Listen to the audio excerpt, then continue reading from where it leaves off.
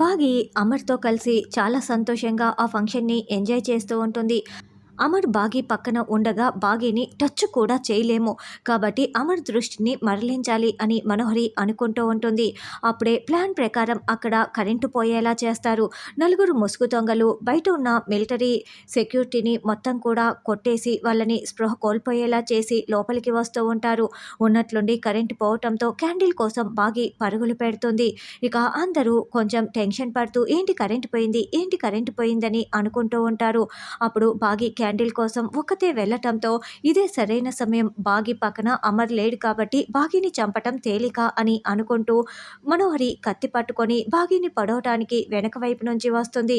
ఎప్పుడైతే మనోహరి కత్తి తీసుకొని బాగిని వెన్నుపోటు పొడవబోతూ ఉంటుందో సరిగ్గా అప్పుడే ఆరు అక్కడికి వచ్చి మనోహరి గొంతు పట్టుకొని వెనక్కి లాక్కు వెళ్తుంది. వెంటనే మనోహరి గొంతు నులిమేస్తూ గోడకు ఆనిచ్చి 2 అడుగులు పైకి ఎత్తేసి గొంతు నులిమేస్తూ ఉంటుంది. ఆరుయే ఇదంతా చేస్తోందని మనోహరికి అర్థమైపోతుంది.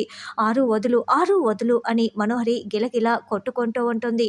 నా చెల్లినే చంపాలని చూస్తావా, నిన్ను నేనెలా ప్రాణాలతో ఉంచుతానే అని ఆరు చాలా కోపంగా రగిలిపోతూ అలా మనోహరి గొంతు పట్టుకొని నులిమేస్తూ ఉంటుంది.